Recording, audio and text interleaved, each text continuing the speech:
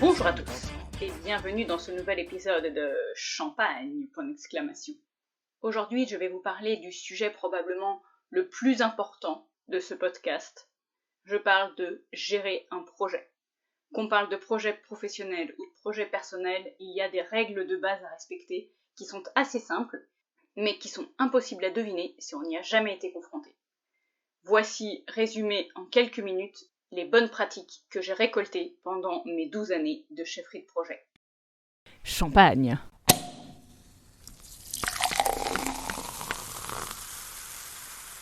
Avant de commencer, vous pourriez me dire mais pourquoi gérer un projet ? J'ai envie de faire un truc, je fais mon truc. Je ne vais pas me prendre la tête avec des méthodes de gestion de projet, j'ai autre chose à faire. Alors certes, j'entends que quand on lance un projet personnel, en fonction de son ampleur, on n'a pas forcément envie de passer des heures à gérer un projet. Cela dit, prendre un peu de temps pour prendre du recul avant de foncer dans la mêlée, c'est toujours bénéfique. Et prendre aussi le temps, parfois, de faire un pas de côté pendant qu'on est dans notre activité, pour vérifier qu'on est bien toujours dans la bonne direction, ça peut aussi être utile. Oui, parce qu'en fait, la gestion de projet, c'est ça. La gestion de projet, c'est pas forcément faire des tableaux Excel de suivi pendant des heures, remonter des indicateurs de performance, machin, tout ça. Ok, dans le monde du travail, vous avez peut-être eu à faire ça. Mais dans vos projets perso, est-ce que vous voulez vraiment vous embêter ? La gestion de projet, ça prend vraiment beaucoup moins de temps que ce que vous imaginez. Et ces quelques bonnes pratiques devraient vous aider à rendre vos projets plus fluides. Alors déjà, qu'est-ce qu'on appelle un projet ? Un projet, c'est par opposition à quelque chose qui fonctionne déjà en mode habituel. Le matin, vous vous levez, vous prenez votre douche, vous prenez votre petit-déj, vous vous lavez les dents et vous partez bosser. Ensuite, vous allez au boulot, à midi, vous allez à la cantine, l'après-midi, vous retournez au boulot, et le soir, vous rentrez pour 18h aller récupérer vos enfants à la crèche. Ensuite, vous les faites manger, vous les couchez, et soirée en amoureux, en espérant que les enfants ne se réveillent pas. Ça, c'est ce qu'on appelle la vraie vie. Il n'y a pas de projet. Vous faites tous les jours la même chose, vous avez vos habitudes, ça roule, tout va bien. Mais si un jour, je suis enceinte, je vais avoir un nouvel enfant, il va falloir réaligner tout ce que vous faites au quotidien pour prendre en compte les nouvelles contraintes. Là, en l'occurrence, un nouvel enfant. Et c'est ça, en fait, le projet. C'est toute la préparation de comment sera notre vie habituelle et quotidienne, qui sera toujours la même demain, puisqu'elle est différente de celle d'aujourd'hui. Le projet, c'est mettre en place des choses qui vont faire évoluer notre quotidien.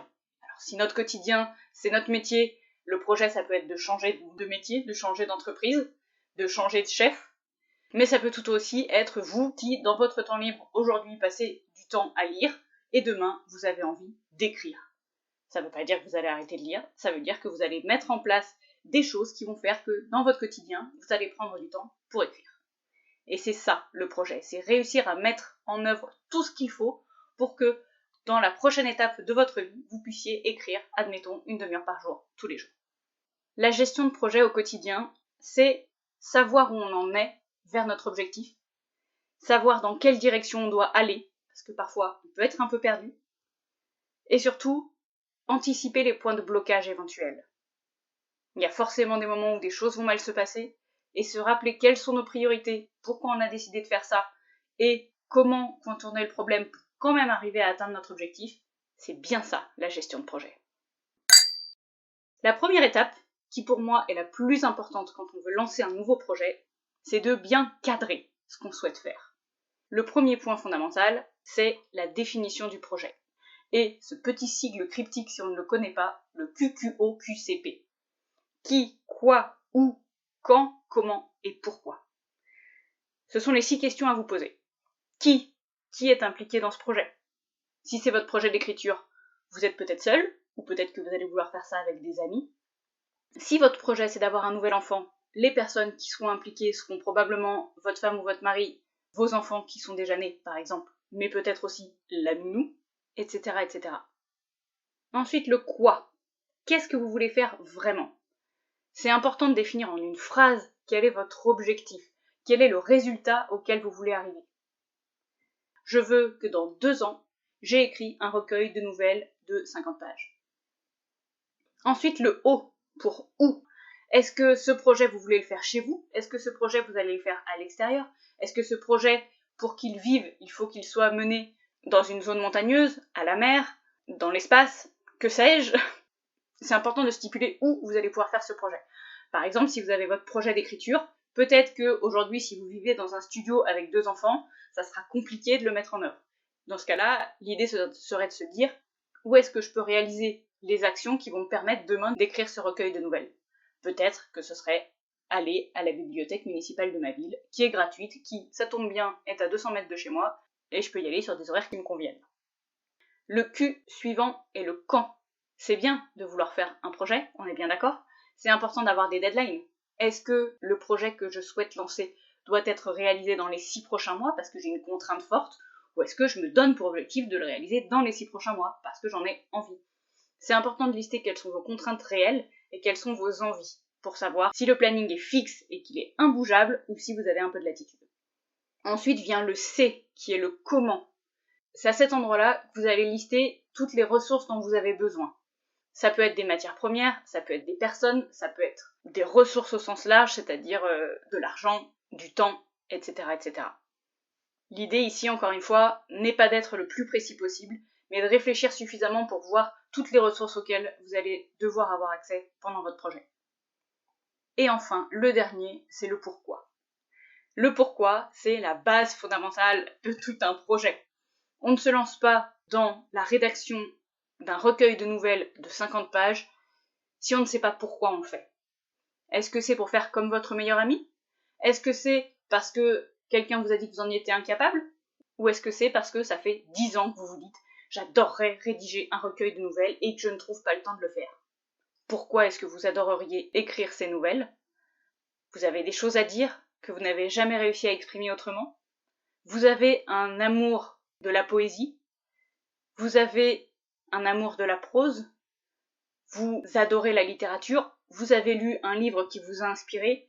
Vous avez vu un film et adoré certaines scènes que vous auriez aimé retraduire en nouvelles? Vous voulez raconter des contes à vos enfants? Que sais-je?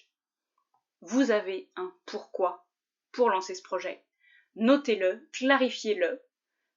Quand vous l'aurez fait, rien que le fait de relire ce pourquoi devrait vous motiver à réaliser ce projet. Pour creuser un petit peu plus le pourquoi, c'est important d'aller voir quels sont les enjeux de ce projet. Pour vous, déjà, là ça se rattache directement au pourquoi que vous venez de creuser, mais aussi les enjeux de toutes les autres personnes qui seront impactées par ce projet. En premier lieu déjà, les personnes avec qui vous allez travailler sur ce projet, ce que je vais appeler des collaborateurs, si vous envisagez de faire un projet à plusieurs notamment. Ensuite, il y a les personnes qui vont profiter du résultat, parce que vouloir monter une pièce de théâtre, c'est cool, mais si on ne le fait pas devant un public, ça perd un peu de son intérêt. Donc projetez-vous et mettez-vous à la place de votre futur public, qu'est-ce que lui attendrait de cette pièce de théâtre? De la même manière, d'autres personnes qui vont être impliquées sont vos fournisseurs, les personnes qui vont fournir les ressources. Les ressources, encore une fois, c'est pas forcément que du matériel, ça peut être aussi du temps, de l'argent, etc. Si, pour votre pièce de théâtre, vous allez devoir coudre des costumes, est-ce que vous allez faire appel à une couturière, par exemple? Et si oui, qu'est-ce qu'elle attend? Est-ce qu'elle attend forcément de l'argent? Ou est-ce que si c'est une personne que vous connaissez, elle pourrait être enthousiasmée par le projet, puisque la pièce que vous montez est quelque chose qui l'inspire énormément, par exemple? Il y a aussi toutes les personnes auxquelles vous pourriez reporter. Dans un milieu professionnel, ce serait typiquement votre chef, mais là, ça pourrait être, je sais pas, la MJC de votre village qui vous finance une partie du projet. Qu'est-ce qu'elle attend? Est-ce qu'elle, ce qu'elle veut, c'est faire vivre son village? Est-ce que ce qu'elle veut, c'est attirer des jeunes des communes alentours pour qu'ils puissent découvrir l'offre culturelle que cette ville a à proposer? Est-ce que ce serait peut-être pour les parents des environs qui pourraient occuper leurs enfants et donc que ça donne une bonne image de la ville dans les communes environnantes? Là aussi, pensez à tout ce que les personnes autour de vous attendent avec ce projet. Qu'est-ce que ça va leur permettre à eux de réaliser? Tous ces éléments-là sont clés pour la réussite de votre projet. Si vous arrivez à vous mettre à la place de chacune des personnes qui est impactée par ce projet, quelle que soit sa position dans le projet, ça vous permettra d'encore mieux le promouvoir et surtout qu'il ait un impact le plus bénéfique possible quand il sera terminé. Ce qui pourrait vous permettre de recommencer encore plus fort, encore plus loin, avec les mêmes personnes ou avec d'autres. La dernière étape du cadrage du projet, c'est de parler de planning, forcément. L'idée, c'est que vous puissiez d'abord avoir un macro-planning, c'est-à-dire quelles sont les grandes étapes par lesquelles vous allez passer. Si vous prévoyez d'organiser le goûter de l'école avec l'ensemble des enfants de votre classe, vous savez que, en amont, vous allez devoir définir quelle quantité de nourriture il faudra, combien de grandes personnes il faudra pour veiller sur la classe, définir le lieu où il faut le faire, et définir la liste des invités. Ensuite, dans un second temps, il y aura la fête en elle-même. Donc, qui pour surveiller quoi? La deuxième étape, ce sera vraiment la fête en elle-même. Que tout se déroule bien, qu'il n'y ait pas d'accro, qu'il n'y ait pas de bobo, que tout le monde soit heureux à la fin de l'événement. Et ensuite, la troisième tâche, ce sera tout ranger et de tout nettoyer, l'espace dans lequel vous avez organisé cette petite fête. On n'a pas besoin d'un planning hyper précis à l'action près, mais ne serait-ce que voir les grandes étapes de ce projet pour pouvoir définir combien de temps il faudra pour préparer cette petite fête-là.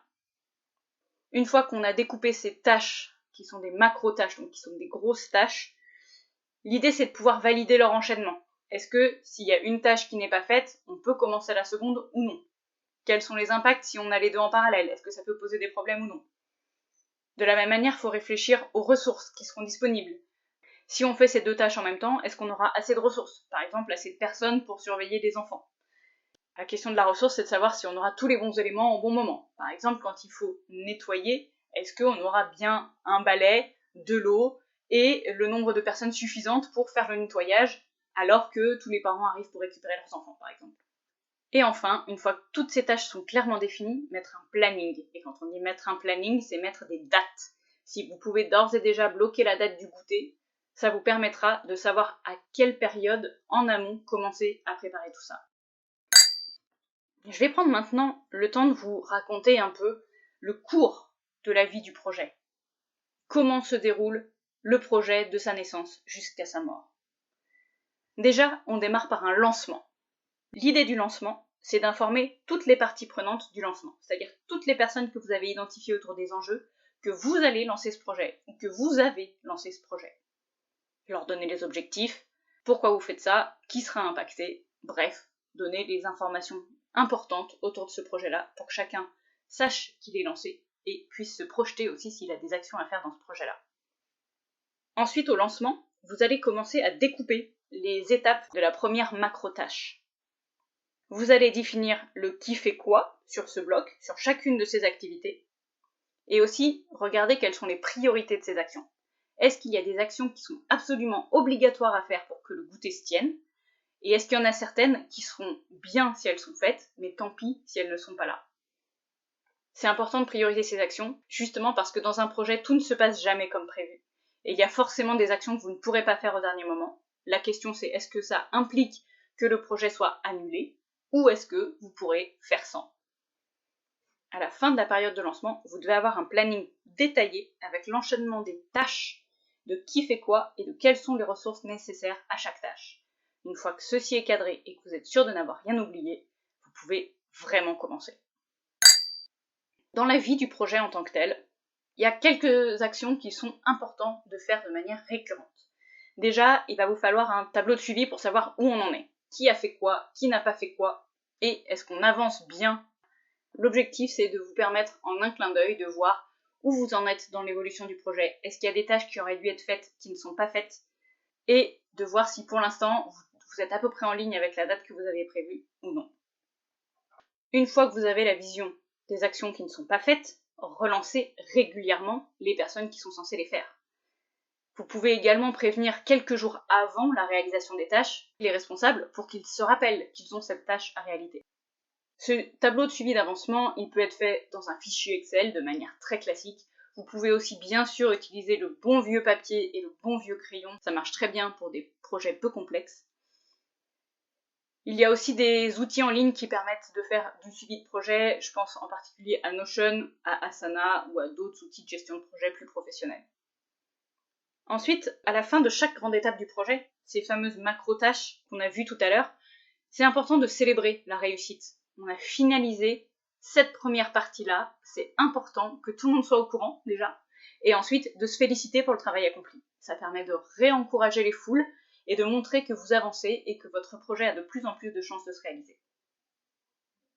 De la même manière, il est aussi important à la fin de chaque grande phase de faire un petit point sur ce qui s'est bien passé et sur ce qui a moins bien marché. N'ayez pas peur de noter les erreurs que vous avez commises et surtout de comment faire pour qu'elles ne se reproduisent pas et à faire passer le mot à toutes les personnes qui travaillent avec vous sur ce projet. La méthode qui est utilisée en entreprise s'appelle le PDCA, le Plan, Do, Check, Act. Donc en français, planifier, faire, vérifier et acter, qui reprend un peu cette idée-là. Vous planifiez ce que vous devez faire, votre tâche, vous réalisez la tâche, à l'issue de la tâche, vous vérifiez que vous avez bien fait tout ce que vous étiez censé faire, et le act, c'est prendre note de tout ce qui a bien fonctionné et tout ce qui n'a pas bien fonctionné pour que la prochaine fois, ça se passe mieux. C'est ce qu'on appelle aussi de l'amélioration continue. Il y a ensuite l'étape de fin du projet. Cette étape est assez clé car parfois, tous les acteurs ne sont pas d'accord sur le fait que le projet est réellement terminé. La première question à vous poser, c'est est-ce que votre objectif personnel est atteint, à vous, vous qui avez lancé et géré ce projet? Cet objectif devrait être décrit dans le cadrage, donc ça devrait être relativement simple pour vous d'y répondre. Ensuite, est-ce que les attentes de tous les autres acteurs qui ont été impliqués dans le projet ont bien été atteintes, selon eux et selon vous? Si jamais vos visions diffèrent, il peut être nécessaire de reclarifier ce qui avait été prévu et partagé dans le cadrage. Troisième question, est-ce que vous avez bien reçu tout l'argent qui vous était dû pour ce projet? Parfois, certains clients tardent un peu à payer. Tant que vous n'avez pas reçu tout ce que vous devez recevoir, le projet n'est pas terminé et vous devez relancer vos clients pour qu'ils vous payent. De la même manière, est-ce que vous avez bien payé tous les fournisseurs avec lesquels vous avez travaillé, à hauteur de ce que eux attendent?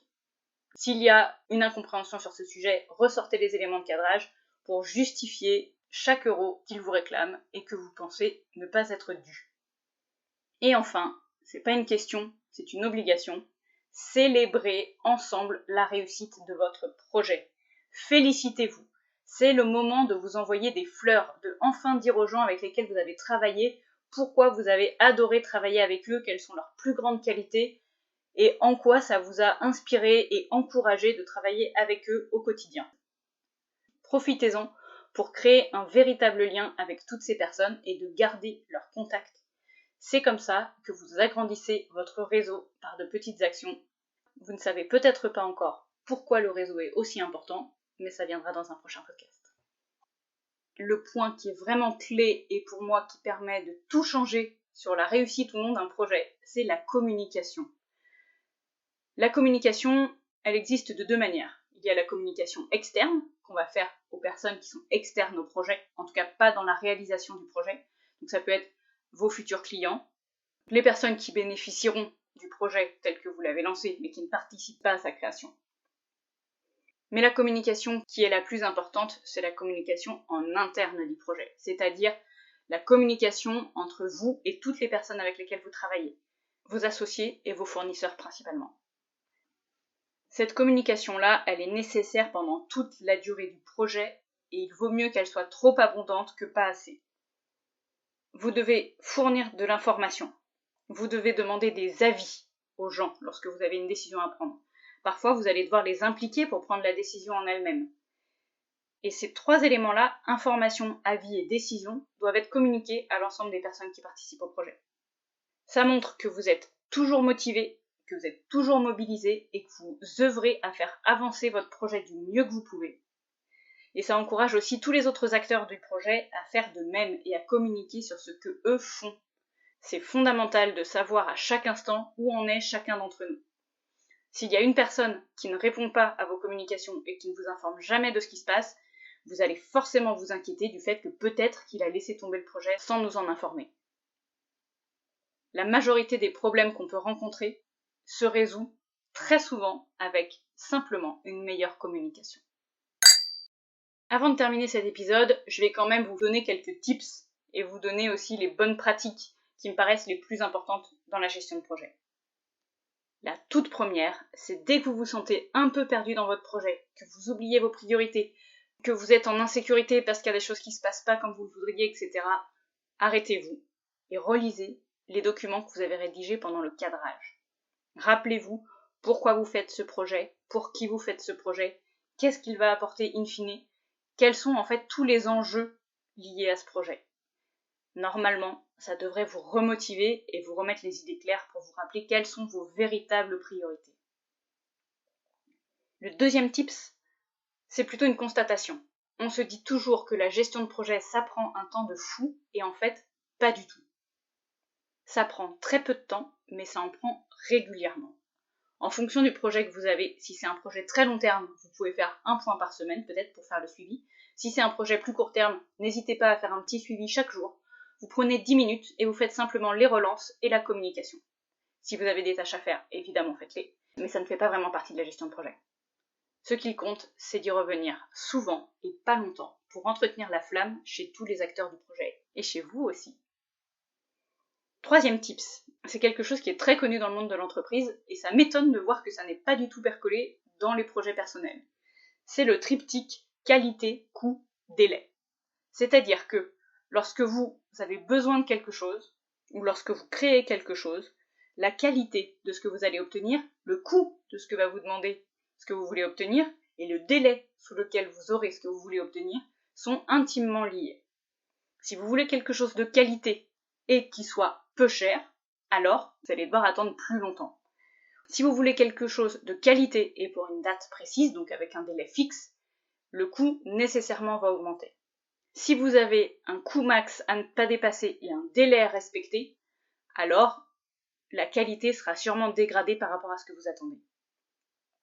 Ce point-là, il est important à garder en tête quand vous demandez une prestation à quelqu'un. Typiquement, quand vous faites des travaux chez vous, vous pouvez être certain qu'il y a l'un de ces trois facteurs qui va merder. Soit la qualité ne sera pas au rendez-vous, mais vous serez dans vos coûts et dans vos délais. Soit la qualité et le délai seront au rendez-vous, mais vous aurez un surcoût. Soit la qualité et le coût seront respectés, mais vous aurez des délais allongés. Notez que cette notion de qualité-coût-délai vaut lorsque vous demandez des services à autrui, mais aussi quand autrui vous demande des services à vous. Donc sachez garder de la marge sur le niveau de qualité, sur le coût que vous demandez et sur le délai pour vous assurer que vous arriverez à rendre un projet qui est conforme à ce qu'attendent les personnes autour de vous et vous-même. Quatrième point, qui est clé lorsqu'on gère un projet, sachez être ferme. Ferme ne veut pas dire être un connard, on est bien d'accord. L'idée c'est que si vous suivez les lignes qui ont été définies pendant le cadrage du projet, vous ne pouvez pas vous tromper. Vous êtes légitime à demander ce que vous demandez. Si l'un de vos fournisseurs vous fait un devis 3 fois supérieur à ce que vous aviez estimé, vous êtes légitime à dire non. Là, je pense qu'il y a une erreur. Soit je vais demander à quelqu'un d'autre de faire la même chose, soit on va négocier pour réussir à redescendre le coût parce que ce n'est pas normal que vous ne respectiez pas ce sur quoi vous étiez engagé en début de projet. Cinquième tips, je l'ai déjà dit tout à l'heure mais je le répète, il est important de célébrer régulièrement les réussites avec les membres de votre projet, mais aussi si vous êtes tout seul avec vous-même. Offrez-vous un bouquet de fleurs, offrez-vous une balade au parc, offrez-vous un cadeau qui vous fait plaisir pour marquer le coup du fait que vous avez réussi à faire ce que vous vous étiez engagé à faire. Et ça, c'est hyper puissant aussi pour votre propre motivation. Et ça vous récompensera du temps et de l'énergie que vous avez mis dans votre projet jusque-là. Et ça vous encouragera à continuer à dépenser du temps et de l'énergie dans la suite du projet. Et enfin, le meilleur tips du monde en termes de gestion de projet, si ça ne se passe pas bien avec une personne, prenez votre téléphone et appelez-la. Mieux même, prenez votre voiture et allez la voir de face à face. C'est fou le nombre d'incompréhensions qui peuvent apparaître par écrit. Quand les personnes nous décrivent le problème qu'elles rencontrent, très facilement on peut déceler de l'agacement, etc. et leur donner un poids qu'elles n'ont absolument pas. Parler en tête à tête avec quelqu'un, ça permet de se rendre compte à quel point le problème est grave pour la personne en face ou pas, à quel point elle nous en veut personnellement ou pas. Et puis de la même manière, vous allez pouvoir vous aussi rassurer la personne en face sur le fait que vous êtes de bonne volonté et vous voulez que ça avance, donc on va forcément trouver un terrain d'entente pour résoudre le problème. La principale difficulté que je vois aujourd'hui à tous nos projets actuels qui sont principalement informatisés, c'est qu'on a le réflexe d'écrire un mail ou d'envoyer un SMS pour dire ce qui va pas. Et c'est très souvent mal perçu. C'est pour ça que l'humain est aussi hyper important. Si vous ne pouvez pas vous déplacer, au moins prenez le téléphone ou faites une visio, ça permet de lever beaucoup de problèmes. De la même manière, ça s'applique aussi pour la communication dont je parlais avant. Communiquer par écrit, c'est très bien. Tant qu'il n'y a pas de problème, c'est parfait, ça permet de donner de l'information, c'est rapide, etc. Mais si vous avez la possibilité de faire des événements en physique aussi pour discuter avec les personnes avec lesquelles vous travaillez sur ce projet, c'est toujours ça de prix. Ça apaise la relation, ça permet de mieux se connaître, ça permet de plus se faire confiance. C'est aussi quelque chose de super important, je crois. Après toutes ces belles descriptions un peu théoriques, voici le moment de la petite mise en pratique. Rien de très original ici. Je vais vous demander de choisir un projet que vous avez toujours voulu lancer ou que vous aimeriez lancer et dérouler le cadrage. S'il n'y a pas de projet qui aujourd'hui vous botte, prenez un projet cool, même si vous n'envisagez pas forcément de le dérouler, et utilisez-le comme exemple. Je vous donne quelques idées dans lesquelles vous pouvez piocher si vous avez besoin. Vous pourriez ouvrir un blog de cuisine. Vous pourriez créer une newsletter de conseils pour les jeunes mamans que vous faites avec 3 de vos amis. Vous pourriez décider de créer un livre avec des photos que vous allez envoyer à toute votre famille. Des photos de vous pendant vos voyages, des photos de vous pendant vos grands moments de vie. Bref, de faire un book photo pour l'envoyer à vos proches. Vous pourriez aussi ouvrir un compte sur les réseaux sociaux pour partager vos dernières découvertes culturelles. Donnez votre avis sur les livres que vous avez lus, les films que vous avez vus, les spectacles, les expos, etc., etc. Vous pourriez aussi nourrir votre compte en allant interviewer des amis ou des voisins qui sont fans de culture. Vous pourriez aussi décider de retaper des objets que vous avez chinés dans des vides-greniers par exemple. Les retaper et les revendre. Vous pourriez décider de coder un logiciel qui va simplifier votre vie au quotidien avec votre femme ou votre mari pour la gestion de la maison par exemple. Vous pourriez décider avec vos voisins de vous unir pour créer un jardin potager partagé où chacun viendrait prendre soin des plantes et ensuite partager les récoltes entre vous. Il y a un millier d'idées dans lesquelles vous pouvez vous projeter. Utilisez celle qui vous amuse le plus aujourd'hui pour vraiment dérouler ce que je vous expliquais tout à l'heure, la partie cadrage. Pour rappel, le cadrage, c'est le QQO-QCP, le qui, quoi, où, quand, comment, pourquoi. Et sur le pourquoi, listez vraiment les enjeux pour chacune des personnes qui sera impactée par le projet que vous allez faire ou par les résultats du projet. Une fois que vous aurez terminé le QQO-QCP, vous pourrez passer sur le macro-planning. Quelles sont les grandes étapes de ce projet ? Et ensuite, pour chacune de ces grandes étapes, combien de temps me faudra-t-il pour les réaliser ? Regardez également quelles sont les personnes qui pourraient participer à chacune de ces étapes et des ressources extérieures dont vous pourriez avoir besoin, que ce soit du temps, de l'argent, du matériel, des consommables, etc., etc. Félicitations, vous avez réussi à cadrer votre premier projet. Maintenant que vous en êtes là et que vous avez fait objectivement le plus dur, pourquoi ne pas le lancer pour de vrai ? Merci pour votre écoute et je vous retrouve pour la synthèse. Santé. Synthèse. Merci de m'avoir écouté sur ce sujet qui me tient tant à cœur de la gestion de projet. En quelques mots, qu'est-ce que je vous ai raconté dans cet épisode ? D'abord, je vous ai expliqué pourquoi gérer un projet et ne pas se laisser aller au fil de l'eau à faire les actions que vous voulez quand vous voulez. Pour moi, ça, c'est l'échec assuré. Ensuite, je vous ai présenté comment bien cadrer un projet, définir le projet le plus précisément possible et en mesurer les enjeux pour toutes les personnes qui seront impactées par ce projet. Je vous ai ensuite rappelé comment gérer un macro-planning, penser à l'enchaînement des tâches et vérifier que les besoins en termes de ressources sont bien remplis pour réaliser chacune des actions de votre planning. Ensuite, je vous ai parlé de la vie du projet de manière générale. Comment bien lancer un projet ? Ensuite, que faire pendant la vie du projet, pendant toute la durée du projet ? Et en parallèle, un petit focus à réaliser pendant toute la durée du projet sur la communication et l'importance d'une communication claire, fréquente et si possible, de vive voix. Et comment savoir qu'un projet est terminé ? Ensuite, je vous ai présenté les 6 tips et bonnes pratiques pour une gestion de projet réussie. Et enfin, je vous ai fait faire une petite mise en application pratique sur un exemple de projet que vous avez en tête pour vous aider à faire le cadrage de ce projet, pour vous montrer que ce n'est pas si compliqué et que vous pourriez vraiment lancer ce projet demain. Merci pour votre écoute et à très bientôt. Je vous rappelle que si vous aimez mes contenus, Je vous encourage vraiment à vous abonner sur la plateforme de podcast que vous utilisez ou sur YouTube pour me montrer votre intérêt et m'encourager à continuer ces épisodes. Merci à vous pour cette action et à la prochaine!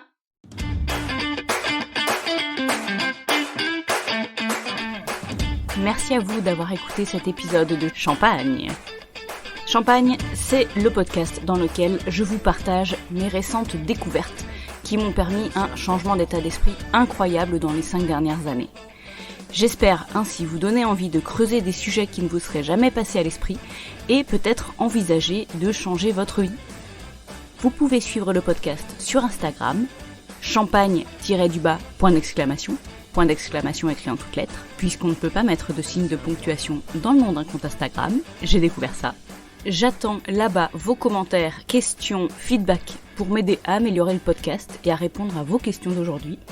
Je vous souhaite une très bonne écoute et à la semaine prochaine.